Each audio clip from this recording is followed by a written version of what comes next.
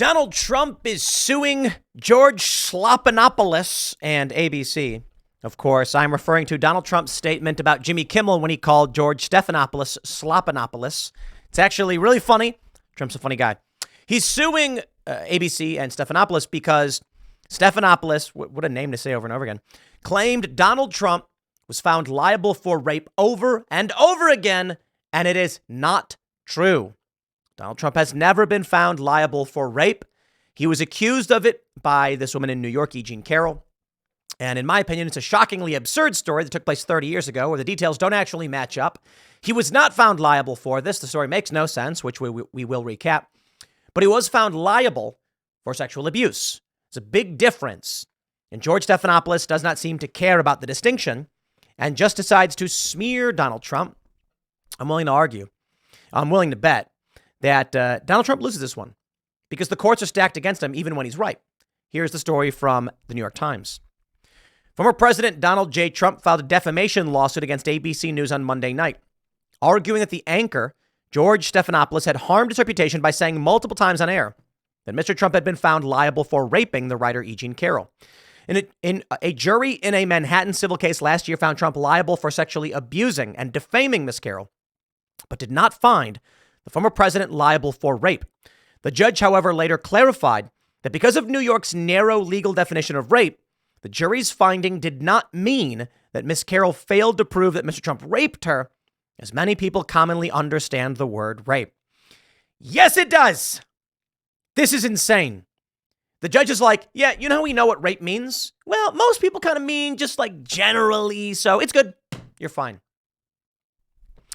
Stephanopoulos was named as co-defendant, said Mr. Trump was found liable for rape during a contentious interview on March 10th with Rep. Nancy Mace, Republican of South Carolina. During the interview, Stephanopoulos asked Ms. Mace, who has spoken publicly about being raped as a teenager, why she continued to support Mr. Trump in light of the outcome of the civil case. How about because it has been reported E. Jean Carroll claimed to be wearing a dress at the time of the incident, and that dress didn't actually exist at that time. It came out several years later. It has been reported that her story is actually remarkably similar to the plot of a Law and Order SVU episode, that Special Victims Unit. Also, the story makes literally no sense. Donald Trump, the most famous man in New York and possibly one of the most famous people in the world at the time, walks into the Bergdorf Goodman, where he is a massive celebrity and no one notices. They're seemingly no one around. They walk up to the second floor where he says, ma'am, why don't we go into the dressing room? She says, sure. The dressing room's normally locked, but for some reason this time it wasn't. Not to mention Donald Trump owned the hotel across the street. How does any of that make sense? Now, perhaps something happened. I don't know. But Trump says, I don't even know this woman. There was a photo taken in, I think, like the late 80s or early 90s, where E. Jean Carroll is seen in a photo with Trump at a party. But let me clarify. It's like Trump is at a party and there are people around him and she's one of them. And he's like, I don't know who she is. And they're like, yes, you did, because look at this photo. You were at a party together. Yo, that's absolutely wild. I have been at so many parties with so many different people, I couldn't tell you any of their names. But the story is ridiculous. How could you actually win a civil case in this regard with no evidence at all is insane. So if you were to ask me, Tim, you're supporting Donald Trump after he's been found liable for rape, I'd be like, he wasn't found liable for rape. And I gotta say, it is insane to think this story has any merit at all.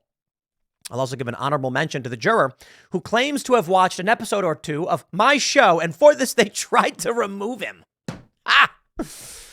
Mr. Trump, who often galvanizes his supporters by attacking the press, has filed a string of unsuccessful defamation suits against major media organizations, blah, blah, blah. ABC News had no comment. Well, here we go. Andrew from Don't Walk Run has compiled several of the statements made by George Stephanopoulos, as Trump calls him. Stephanopoulos and ABC News are now being sued over the repeated lie that Trump was found liable for rape. Here's each instance. Quote, judges in 2 separate juries have found him liable for rape and for defaming a victim of that rape. False. Donald Trump has been found liable for rape by a jury. False. I'm asking you a question about why you endorsed someone who's been found liable for rape. Just answer the question. False. Nancy, did Mace not just say this isn't true? George, stop saying that. It was a civil court that found him liable for rape. False. You're supporting someone who's been found liable for rape. False. Why are you supporting someone who's been found liable for rape? You see, this is the point. Stephanopoulos is attacking with this question over and over again because he's trying to drill it into the minds of the American people who watch the likes of garbage like ABC. Look, these people are evil. You know, all that is required for evil to triumph is for good men to do nothing. And looking at everything that's been going on in this country, there's many more instances. I don't want to read every single. He keeps saying it over and over and over again. It's just not true. So you're comfortable with it, even though he's been found liable for rape. None of it's the case. Now, I'm not convinced Donald Trump wins this one. The court will likely just say, well, he's speaking, it's a colloquialism. It's not a literal legal term. So it's allowed. That's what the judge said in the case. People mean rape as in just like any kind of, so it's fine. My interpretation of what the word is, despite what the word is defined as. How did we get to this point? Weak men. Unfortunately, it is the fault of generations before us. It really is. And don't get me wrong. I don't blame every single person. There are good people and there are bad people. But I saw there's this video of a World War II veteran, old man, crying over what his country has become. And he's saying, this is not what we fought for. It's not. But you know what? It's your fault. Not him individually. I'm not saying this veteran who fought for this country in World War II. Certainly not. I'm saying it is the fault of the generations before us. I don't know what else to tell you. I don't know if it was easy or what the solutions were, but the world built by the past generations has resulted in this moral and social degradation to the point where the country is facing the verge of collapse. Thomas Jefferson had that famous letter about the tree of liberty needing to be watered with the blood of tyrants and patriots. He later came to say he regretted saying it. I think a better way to put it is an inevitability of the collapse of nations. And perhaps the Strauss-Howe generational theory is a better way to explain what a country goes through. That's what I see happening right now. Weak men make hard times make strong men make good times make weak men. There's always strong men in between. There's always hardship. But what we're facing right now, I think, will literally just result in conflict, crisis, and there's no alternative. It's a question of who wins and who loses. Will this be the final breath of this once great nation? America's fantastic, but we are under occupation. There is an invasive force that is in media, that is in intelligence. They are vapid individuals who believe they're smarter than you, and because they know things you don't, they have more rights than you do. It's an interesting thought process. It's a thought process of every tyrant throughout history. They don't care. Morals mean nothing to them. They'll tell you this to your face. So what are we looking at?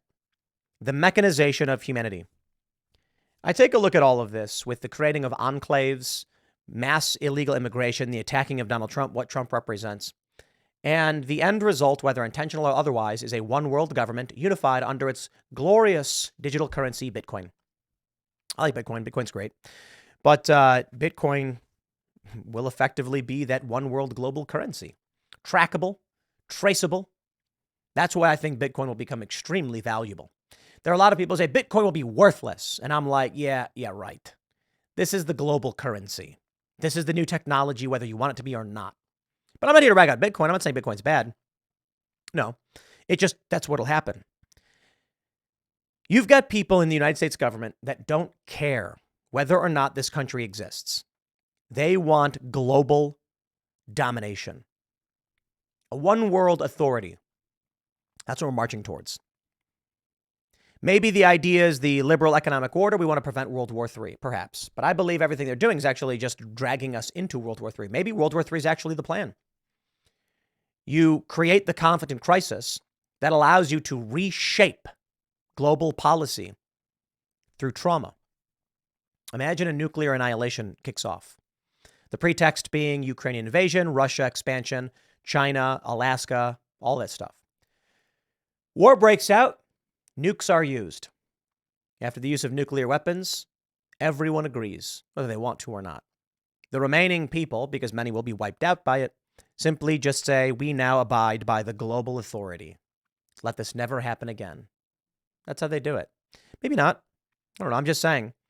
You know, the United States this is a fascinating fact that I learned from National Treasure, starring Nicolas Cage, but it's actually true. People used to say the United States are. Before the Civil War, they'd say the United States are. Each state was plural. Each state was sovereign and united. The United States literally meant each sovereign state of this nation. Then the Civil War happened. And they said the United States is. At that point, this was no longer a collection of sovereign states. It was a nation with various jurisdictions within it. They will say the same thing of everything on this planet. They will say the United Nations are, and eventually the United Nations is. That's what it'll be. I don't know how it comes about. I don't know if it's through war, conflict, crisis, or otherwise, but I can tell you this. Donald Trump is the antithesis. Donald Trump prevents the globalization, the one world government, one world authority, at least for the time being. So they will use every dirty trick in the book to stop him. I suppose we can only sit back and wait and see. Certainly there are people with more influence than others, but I'm certainly not in government. Maybe the ideas that we spread here today stop it. Maybe they don't. Maybe we lose, maybe we win. We'll see. Next segment is coming up at 8 p.m. over at youtube.com/TimcastIRL. Thanks for hanging out, and I'll see you all then.